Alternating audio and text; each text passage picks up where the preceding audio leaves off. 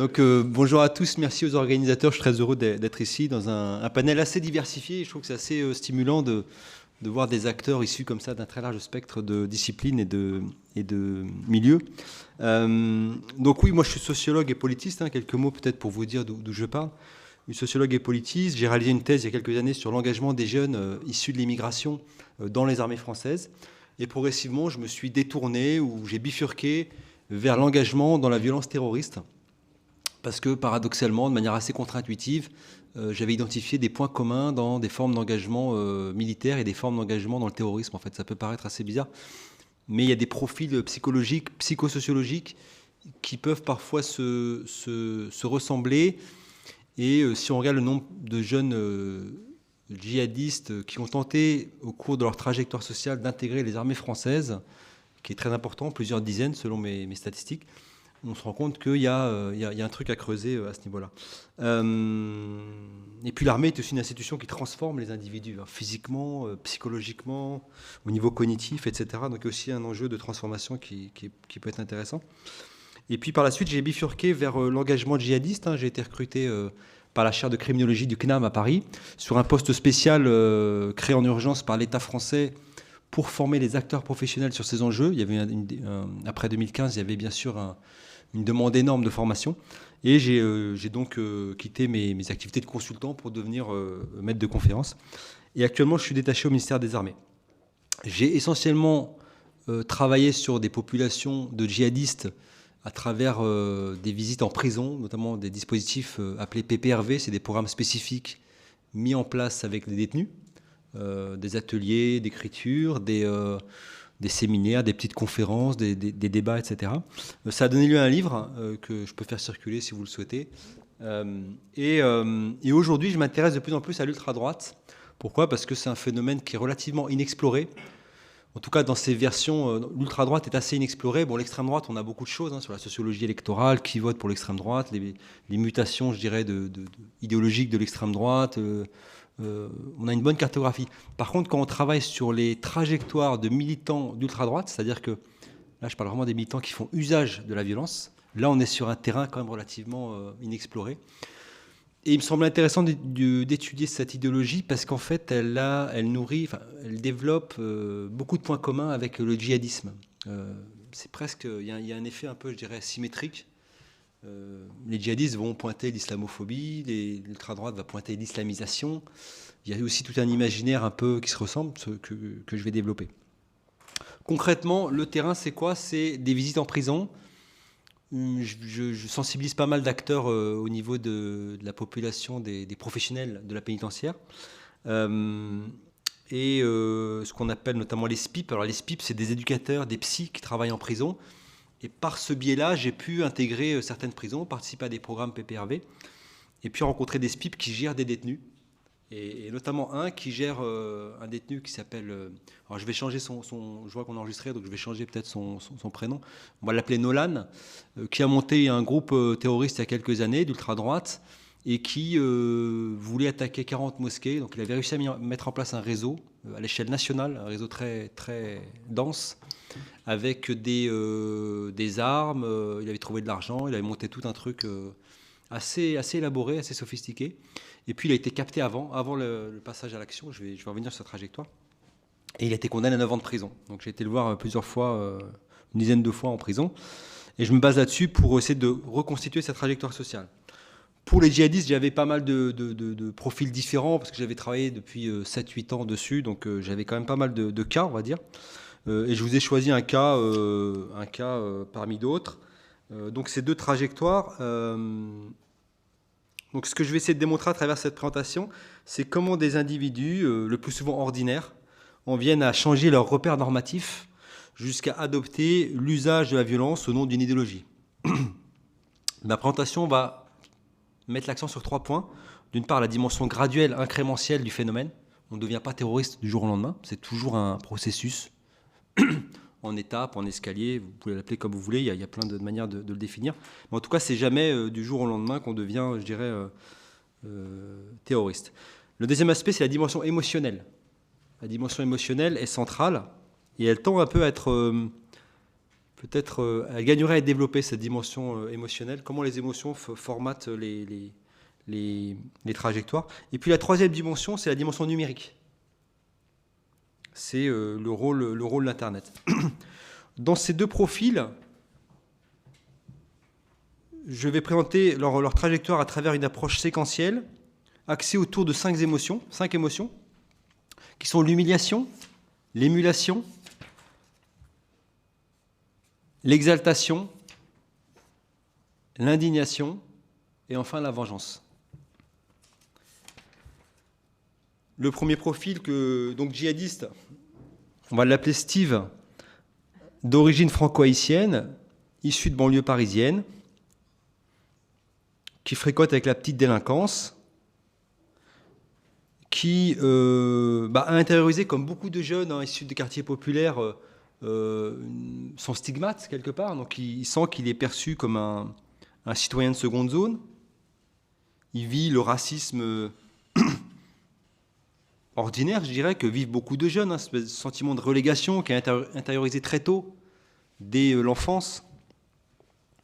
Donc il a une estime de lui-même plutôt en berne. Nolan, donc à chaque fois je vais passer d'un cas à l'autre. Nolan, issu d'une classe moyenne, un père commerçant, une mère assistante médicale. Lui, il a des tics en fait. Il a des tics faciaux. Il est stigmatisé à l'école, en école primaire et au collège pendant une période d'à peu près 7 ans, dans des quartiers assez populaires. Il vit ce qu'il appelle le racisme anti-blanc. Alors après, quand on creuse un petit peu, est-ce que c'est un racisme anti-blanc ou c'est un racisme focalisé plus sur le fait qu'il a des tics en fait. Donc on se moque de lui parce qu'il a des tics et il se trouve qu'il est blanc.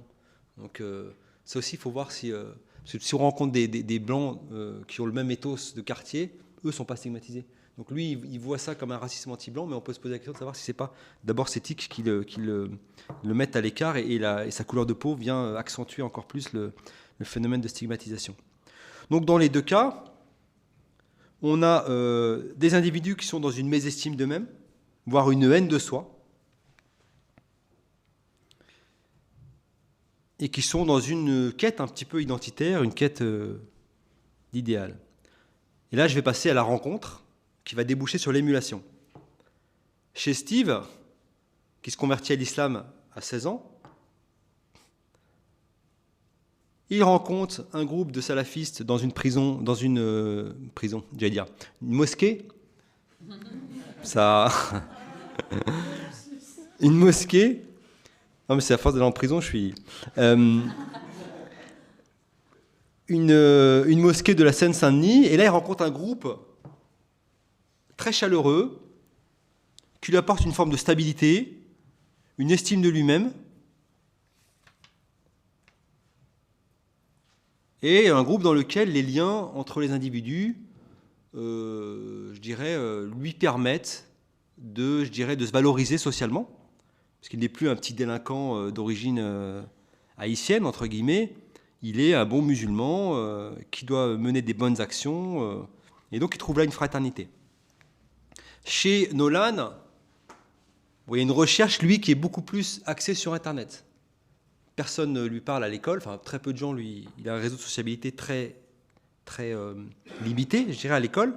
Et donc il se replie sur Internet, et notamment il fréquente des choses qui sont plus aujourd'hui très à la mode, qui ont un peu décliné, mais qui à l'époque étaient en vogue. Donc des technologies conversationnelles comme Skyblog. Donc c'est des blogs, alors qu'à une époque, au début des années 2010, il y avait des blogs, Skyblog était consommé très très massivement. Donc il y avait des blogs sur tous les sujets. Et donc il va sur Internet. Alors, au départ, c'est pas forcément l'idéologie d'extrême droite. Il regarde des choses un peu complotistes, des choses sur les extraterrestres, des choses sur plein de sujets vraiment très très divers et variés. Et il consomme pas mal de blogs, je dirais, conversationnels, dans lesquels il peut exprimer son extimité. Donc l'extimité, c'est un concept de spécialiste du numérique pour dire en gros, c'est cette capacité à dévoiler son intimité sur Internet. Et donc il trouve sur Internet des petits groupes conversationnels qui partagent les mêmes idées que lui. Alors lui, il est déjà dans ses idées un peu racistes, puisqu'il considère que c'est des Maghrébins, des Noirs qui le stigmatisent à l'école. Et donc, il a déjà cette idée, cette haine un petit peu, je dirais, des élèves issus de l'immigration extra-européenne, pour faire rapide.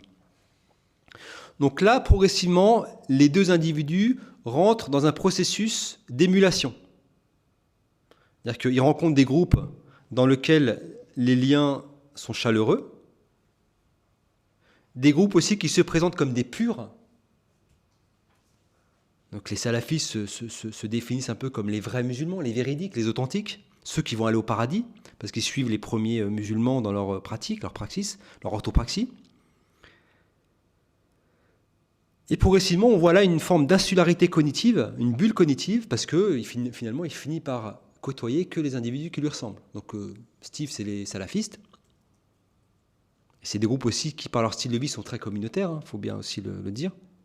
Il y a aussi dans la fréquentation de ce groupe un travail sur le corps. Donc il y a un travail, je dirais, d'ordonnancement du corps. Quand vous êtes un musulman de surcroît rigoriste, vous devez vous lever tous les matins à 4h du matin, ou ça dépend de la période de l'année, mais vous devez vous lever très tôt le matin, faire vos 5 prières quotidiennes, faire le ramadan. Donc il y a un travail de reprise sur le corps. Il y a aussi un travail physique à travers l'habillement, le port du kramis, la tunique traditionnelle, le port de la barbe. La possibilité d'intégrer une fraternité, une Ummah, pour reprendre un terme islamique. Chez Nolan, on a également l'intégration dans une communauté virtuelle très chaleureuse, qui contraste avec des liens chauds, des liens qui contrastent avec sa vie réelle, la pauvreté relationnelle qui caractérise sa vie dans le monde réel. Il y a aussi une forme de travail sur le corps. Donc à ce moment-là, il intègre un camp d'été. Il y a des camps d'été des jeunesses un peu, je dirais, nationalistes.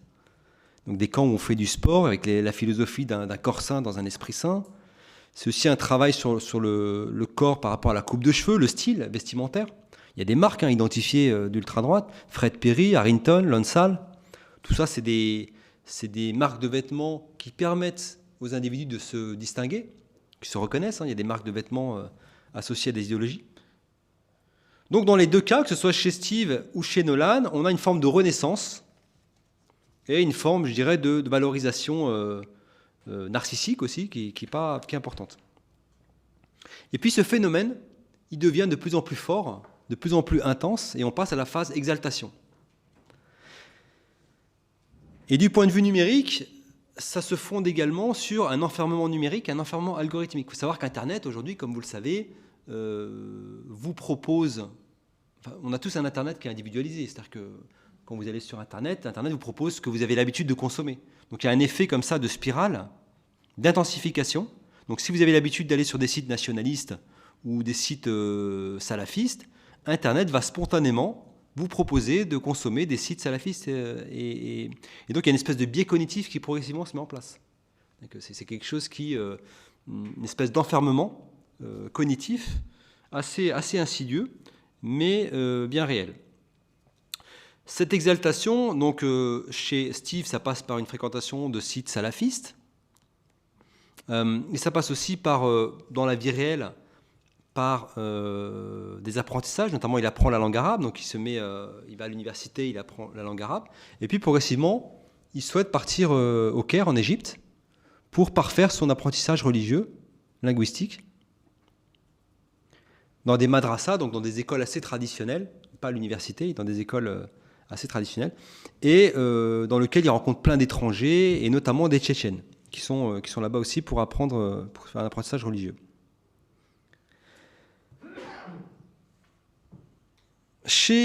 Donc là, il passe à l'action, il change de pays, etc. Chez Nolan, l'action passe par la fréquentation des camps, ce qu'il appelle les camps jeunes nations, c'est des camps de jeunes, on va dire, avec des idées nationalistes, dans lequel il développe son patriotisme, il renforce son patriotisme et son nationalisme, dans lequel il se fait des amis, et dans lequel, un jour, il décide de dégrader un radar avec un petit groupe de nationalistes pour, quelque part, afficher leur hostilité à l'État français. L'État français... Alors c'est assez étonnant cette action de dégradation, parce qu'elle n'est pas vraiment spontanément associée à l'extrême droite, hein, à un radar. En fait, on se rend compte qu'ils ont mimé un autre groupe qui était les bonnets rouges, qui à l'époque s'attaquaient au radar. Et je pense qu'ils avaient envie d'adrénaline, en fait, là-dedans.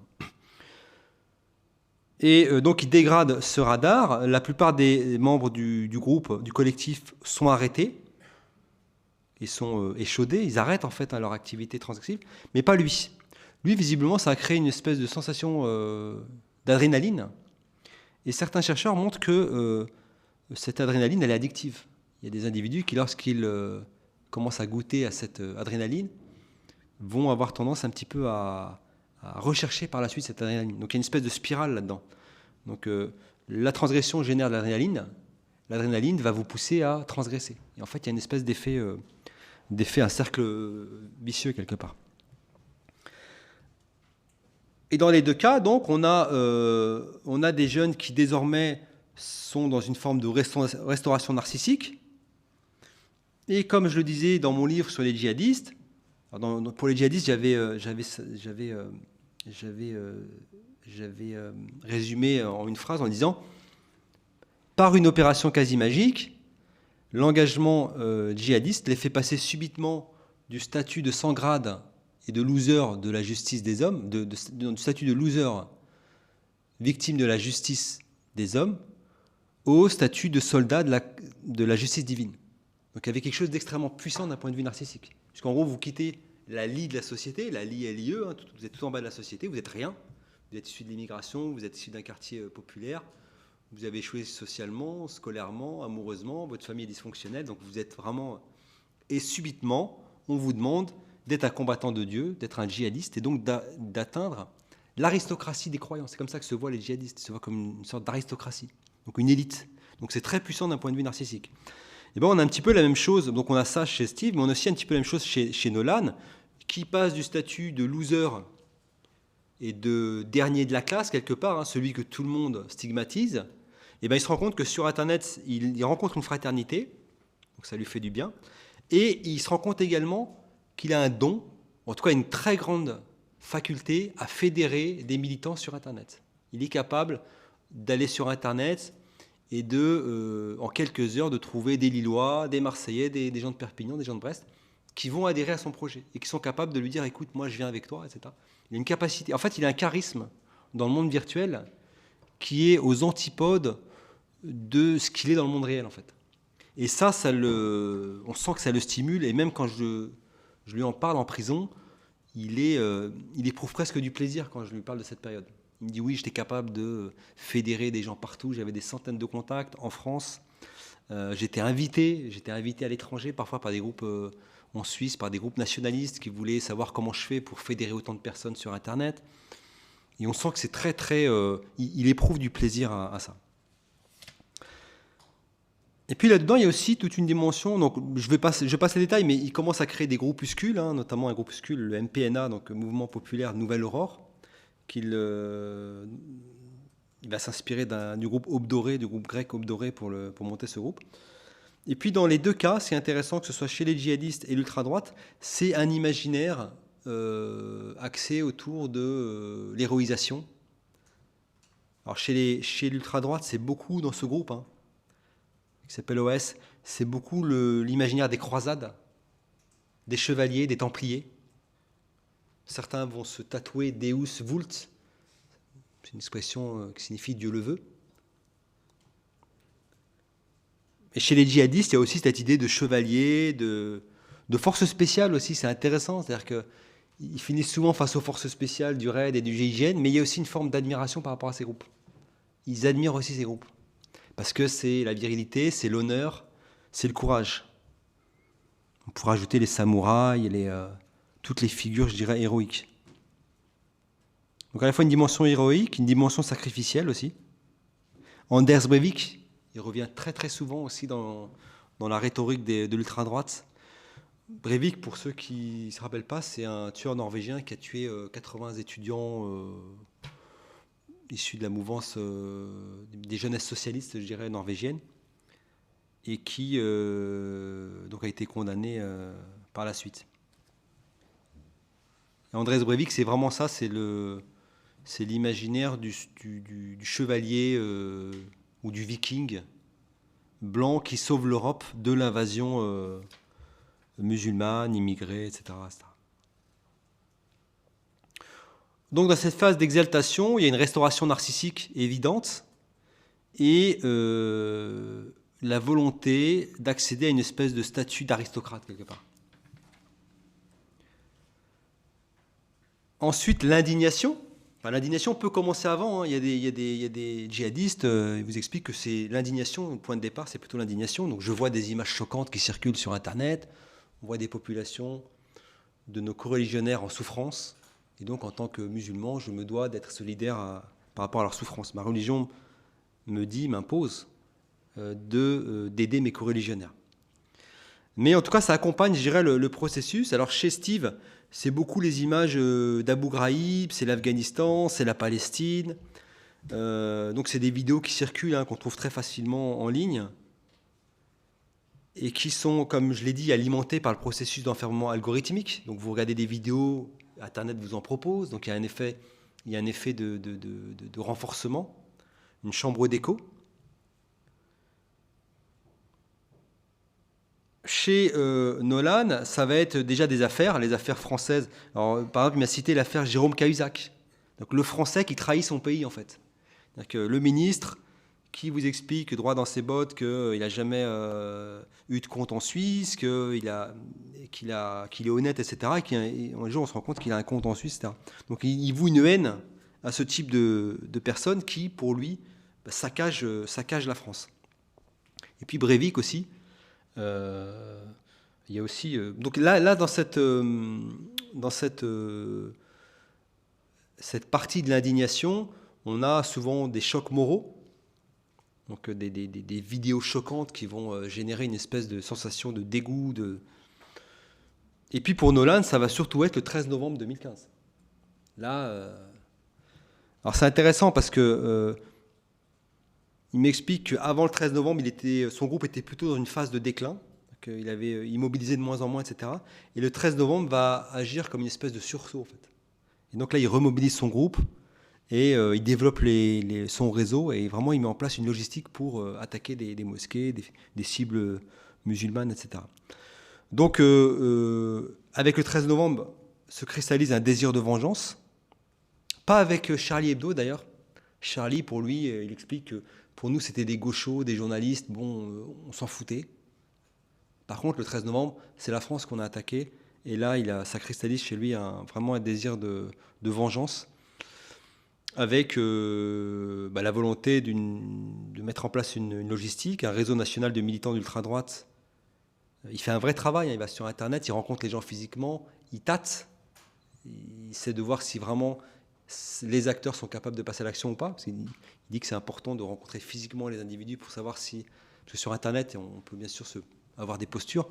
Il dit que quand vous les rencontrez physiquement, vous savez si la personne est vraiment solide ou si c'est de la communication dans le monde virtuel. En tout cas, Charlie Hebdo, c'est un effet de choc extrêmement violent. Et là, pour lui, dans sa tête, ça se clarifie. Et enfin, la dernière étape, c'est la vengeance. Donc... chez Steve, c'est l'idée qu'il faut passer à l'action, qu'il regarde des vidéos sur Internet, les musulmans sont en souffrance. Alors à l'époque, on est à l'époque de l'Afghanistan. Il voit plein de vidéos où les Américains ciblent drone des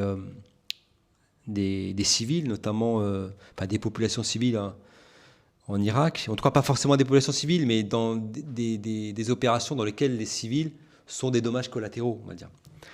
Et donc il est révolté par ça, et puis il s'engage de plus en plus, et il commence à essayer de trouver, avec ces fameux Tchétchènes qu'il rencontre au Caire, des possibilités d'acheminement de combattants vers l'Afghanistan. Donc lui aussi met en place un petit réseau pour voir comment on peut aller en Afghanistan se battre contre les Américains. Chez Nolan, c'est la haine des musulmans, c'est la réification aussi des musulmans, donc considérés comme un bloc monolithique. Et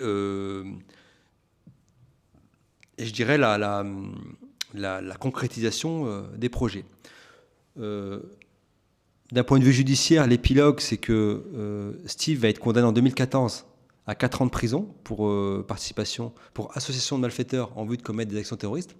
En fait, c'est les Égyptiens qui ont envoyé l'information au service français. Et en prison, en fait, c'est quelqu'un d'assez intelligent. Il a appris le russe, par exemple, pour parler aux Tchétchènes. En prison, il y a un vrai travail de réflexivité et il se désengage en fait par lui-même. Il faut préciser aussi qu'il est dans la mouvance plutôt Al-Qaïda, qui est une mouvance où les individus sont moins déstructurés que l'État islamique. L'État islamique, ils ont vraiment, entre guillemets, raclé les fonds de tiroir avec des jeunes vraiment des trajectoires chaotiques, quoi.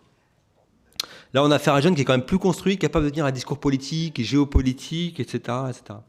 Et par la suite, donc, il sort de prison, il se forme en informatique, et aujourd'hui, il est ingénieur en informatique en région parisienne. Nolan, lui, est condamné à 9 ans de prison, parce que c'est la tête du réseau. On trouve dans son ordinateur vraiment une logistique assez élaborée, assez sophistiquée.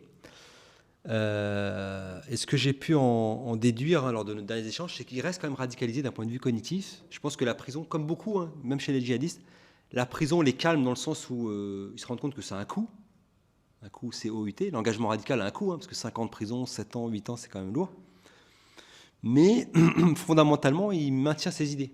C'est-à-dire qu'il considère que, effectivement, il faut faire une politique de rémigration. Et puis, s'il y a des attentats d'ultra-droite, il ne sera pas il ne va pas les condamner, quoi.